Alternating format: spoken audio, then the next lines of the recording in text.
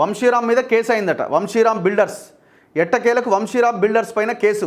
ఖాజాగూడలో చెరువు కబ్జా వ్యవహారం, ఇరిగేషన్ ఏఈ ఫిర్యాదుతో పోలీసుల చర్యలు.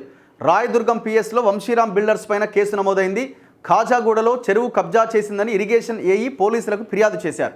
ఈ నెల 18వ తేదీన ఫిర్యాదు చేసిన Srinivasa Reddy survey number 27, survey number 5లోని చెరువులో మట్టి నింపినట్టుగా పోలీసుల దృష్టికి తీసుకెళ్లారు.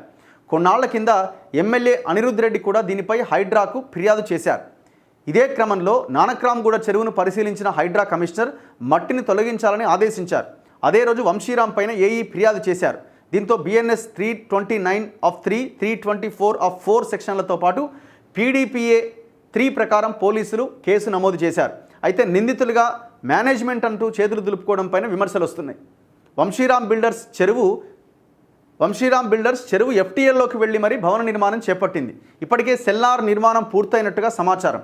తాజా సమాచారంతో కస్టమర్లు ఆందోళన చెందుతున్నారు. అసలు ఫస్ట్ ఈ వంశీరామ్ని తీసుకుపోయి లోపలేసి ఆ ఆస్తులు జప్తు చేసి ఎవరెవరైతే ఆ డబ్బులు కట్టి ఆ ఫ్లాట్ బుక్ చేసుకున్నారో వాళ్ళకి ఆ డబ్బులు రిటర్న్ చేయాలి. ఇది గవర్నమెంట్ బాధ్యత.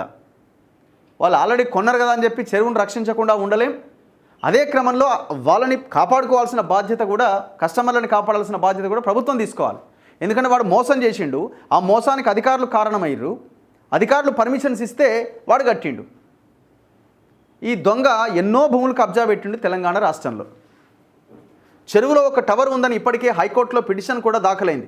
రైతులు వేసిన ఈ పిటిషన్ పైన విచారణ జరుగుతున్నది. ఇరిగేషన్ అధికారులతో గతంలో మ్యాప్లు తారుమారు చేసి ఎన్ఓసీ తీసుకున్నట్టుగా ఆరోపణలు వచ్చినాయి. ఎన్ఓసీ వచ్చాక వంశీరామ్ బిల్డర్స్ నేరుగా చెరువులో మట్టి వేస్టేజ్ నింపింది. ఇప్పటికే టైటిల్ పైన అనేక ఆరోపణలు ఉన్నాయి. తాజా కేసుతో అయినా తీరు మారుతుందా అనే చర్చ జరుగుతున్నది. దొంగలు కలిసి ఊరు పంచుకున్నట్టు ఆనాడు కేటీఆర్ చేసిన పని ఇప్పుడు గవర్నమెంట్ సహకారంతో విచ్చలవిడిగా రెచ్చిపోతున్న ఇట్లాంటి దొంగ కంపెనీలు. నాకు నిన్న ఒకటి చూసినాను నేను. నిన్న ఎవరిది ఇది, ఎవరో పంపించినారు. పబ్లిక్ అక్కడున్న వాళ్ళు నాకు మెసేజ్ పెట్టినారు. ఎంత ఘోరం అంటే చూడండి, అధికారులు ఎట్లా తయారయ్యారంటే, మీరు బెటర్ ఏంటంటే మీరు ఆ పెండ తినండి రోడ్ల మీద. మీరు అది బెటర్, మీకు అది బెటర్. ఇక మీరు ప్రజలు కట్టిన ట్యాక్సుల ద్వారా జీతం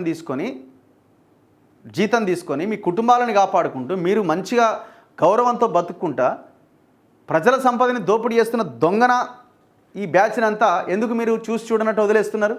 ఇది రామసముద్రం కుంట చెరువు ఇది ఏడా మియాపూర్లో. వర్టెక్స్ వర్మ అనేటోడు ఈ మొత్తం అంతా ఎఫ్టీఎల్ చెరువు ఏరియా. ఇది చెరువును మొత్తం 9 ఎకరాలు ఉన్న చెరువుని దగ్గరికి తీసుకొచ్చి 2 ఎకరాలు చేసిండు. 2 ఎకరాలు కూడా ఉండదు. అది 2 టవర్లు కట్టిన ఆ 2 టవర్లు దాదాపు ఒక 10-20% ఆ 2 టవర్లు ఎఫ్టీఎల్లోకే వస్తాయి. అసలైన ఎఫ్టీఎల్ ఏరియాని మొత్తం కబ్జా పెట్టిండి. ఇట్లా 7 బ్లూ షీట్లు ఆన్నే ఉన్నాయి. మొన్న ఆమె ఏఈ పావని అని ఆమె కేసు ఏదో పెట్టినట్టు చేసి ఇటేదో కూల్చడానికి ప్రయత్నం చేశారు. 7 దాన్నే ఉన్నది. టోటల్ చెరువు ఇది. చెరువు ఉందా? ఇది చెరువు. ఇదంతా ఎఫ్టీఎల్ ఏరియా.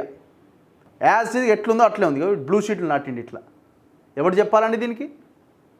సిగ్గులేదా మీకు కనీసం కొంచెమన్నా? అధికారులకు కానీ ప్రభుత్వానికి కానీ కన్సర్న్ ఆఫీసర్స్ని అడుగుతున్నాను నేను. ఏఈ దగ్గర నుంచి డిఈ దగ్గర నుంచి ఈ వరకు ఏం చేస్తున్నారా మీరు? ఇగో రెడ్ మిక్స్ ప్లాంట్ ఉంది అక్కడే. ఈ మొత్తం 2 టవర్లు లేవబోతున్నాయి. ఇందులో 2 టవర్లు వేస్తాయి కదా, ఇంకొక 2-3 నెలలు ఆగితే. ఏం దుర్మార్గం ఇది అసలు! ఇదే ఇంత ఘోరమా? మరి హైడ్రా కమిషనర్ ఏం చేస్తున్నాడు? బ్లూ షీట్ తొలగించలేదు, రెడ్ మిక్స్ ప్లాంట్ తొలగించలేదు. వాడి జాగా అయినట్టు ఫినిషింగ్ చేసిండు. వాడు ఎవడు వీడు? అసలు తెలంగాణకి ఏమైనా వీనికి సంబంధం ఉందా? ఈ వర్మ అనేటోనికి తెలంగాణకి అసలు సంబంధమే లేదు. వాడు పక్క రాష్ట్రానికి సంబంధించిన వ్యక్తి. కేటీఆర్ సహకారంతో మొత్తం ఇక్కడ చెరువులను, ఇది ఒక్కటే చెరువు కాదు, ఇక్కడ గోపన్పల్లి దగ్గర ఒక చెరువు కబ్జా పెట్టిండు. అది కూడా వర్టెక్సే. పోసిన మట్టి తీయలే. సిఎస్ఆర్లో ఈ మొత్తం చెరువు తవ్వాలి అంటే ఈయనకి కార్పొరేట్ సోషల్ రెస్పాన్సిబిలిటీ కింద ఈయన చెరువును బాగు చేయమని కేటీఆర్ ఆయనకి చెరువు ఇస్తాడు. 55 చెరువులో ఇది కూడా ఒక చెరువు. బాగు చేయమని చెరువిస్తే దాన్ని మింగి అవతల పడేస్తున్నాడు. Red mix plant.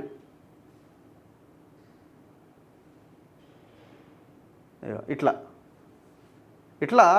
కబ్జాకు సహకారం. ఇప్పుడు ఈయన ఎవరైనా గాంధీ, అదే నియోజకవర్గం షేర్లింగంపల్లి. ఇప్పుడు ఏడున్నాడు? కాంగ్రెస్లో ఉన్నాడు. వచ్చి మొన్నదాకా ఏడుండే బీఆర్ఎస్ ఉన్నాడు, గెలిచిందేడా బీఆర్ఎస్లో. ఇప్పుడు ఏడుండి ఇల్లు ఉన్నాడు. దొంగలు ఏకమవుతారు అధికారం రాగానే. మళ్ళా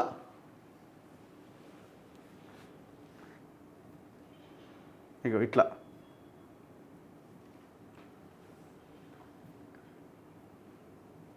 ఇరిగేషన్ ఈ పావని రాసిచ్చిందా, లేక డిఈ నళిని రాసిచ్చిందా, లేక ఈ నారాయణ రాసిచ్చాడా? ఎవరు రాసిచ్చారు? ఏం చేస్తున్నారు మీరు? చి ఎట్లా తిన్నది ఎట్లా అరుగుతుందా బాబు? తీసుకున్న పైసలు తిన్నది ఎట్లా అరుగుతుంది?